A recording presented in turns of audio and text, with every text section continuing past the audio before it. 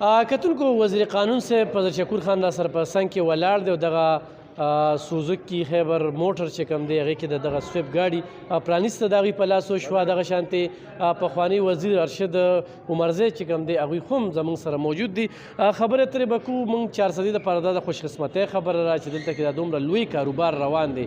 خو چېرې دغه شانتې سرمایې بندې شي نو وزیر قانون صاحب په دې باندې څه نظر ساتي او د کوم ځای کې چې پرانیسته کړې ده په دې باندې څه وایي؟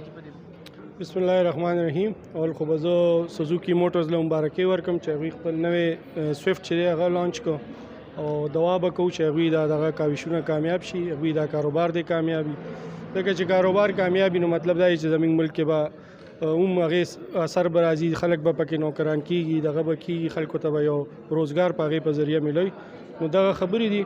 او بل ستاسو بل سوال سرمایه کاري دلته کې سرمایه کاري انشاءالله تعالی را روانم دا نورم را روانه. ځکه اوس که تاسو خیال کړو د تیر شوي میاشت کې زموږ وزیر اعلی صاحب هم دغه ته تلو دوبۍ ایکسپو ته او هلته زما په خیال چې دی ټول زموږ د پاکستان ټولو صوبو چې دی هغې ایکسپو کې حصه اخیستې وه. هغې کې ټولو کې زیات انویسټمنټ چې دی هغه زموږ صوبې ته الحمدلله میلولی دی چې کم 8 بلین دغه دی. انشاءالله تعالی امید دی چې هغه به هم زر تر زره هغه خلک به هم دلته راځي او موږ سره به دا انویسټمنټ کوي.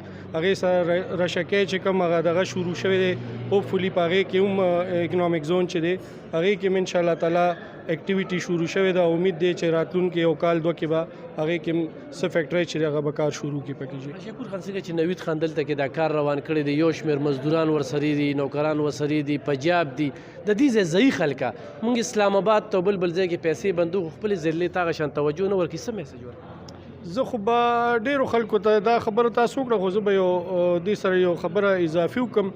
دلته ما ډېر خلک داسې ولیدل، ډېر خلک داسې پیژنو چې هغوی خپلې پیسې را جمع کړي او بل چاله یې ورکړي چې یار ته یې ماله انویسټ کا یا په اسلام آباد کې یا دغه کې هغې کې هغه کسان هم ته وتښتي، هغې دپاره هغه بیا هغه منډې تړلې هم وخي، هغې پیسو دپاره جنګ جګړې هم کوي.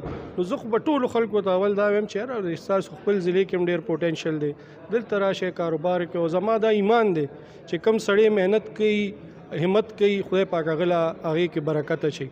نو زما دغې ټولو ملګرو ته خواست دی چې انویسټمنټ دلته زموږ پر خپلې ضلع کې هم ډېرې موقع دي، هغې ته بس صبر به کوي او لږ غونتې کې همت محنت به کوي نو د هغې انشاءالله تعالی پل به هغوی ته میلاویږي انشاءالله. ډېره زیاته مننه. ارشد خان څه وایي په دې موقع باندې؟ بسم الله الرحمن الرحیم. شکریه ادا کوم اول خو د منسټر صاحب د راتګ نوید جان شکریه ادا کوو چې دلته بلنه راکړه.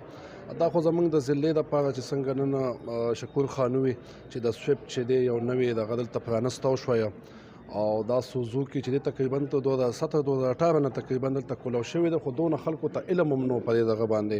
یو خو دا یو ښه دغه وشو چې دا دوی پکې دا پروګرام وکړو د ضلعې د خلکو ته پته ولګېده او شکور خان چې څنګه ووایي چې که یو دی بل ځای خلکو پیسې بندي کړي، انویسټمنټ یې کړی دی.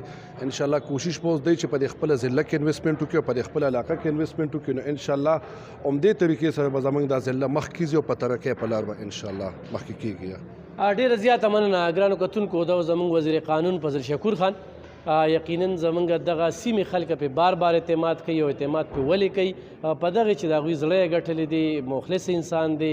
او اوس ورته موږ ټیلیفون وکړو چې جي نوید خان ورته ویلي وو خو نن غم خادم زیاتوي او رالو چې یاره دلته کې یو سرمایه کاري شوې ده د هغه د دادرسۍ دپاره، د هغه د حوصله افزایۍ دپاره دې ځای ته راغی. دغه شانتې ارشد خان وختي راغلی و ناستو چونکې په ارشد خان یې خو ډېر اختی چې د کلي دی نوید خان. خو موږ هر دغه کې دا وایو چې شکور خان خو زه وس کېږو چې د ارشد خان ته پکې دا کپنۍ والا دا یو ګاډی ورکړي ګفټ کړي شفارت هسې خو وجي مخکې دا خو هفتې ریکارډ به وایي چې کوم ځای کې کوم سړی پرانسته کوي هغه له به یې ګاډی ورکوو. نو موږ ورته مطالبه کوو. ډېره مننه، خوشحاله اوسئ.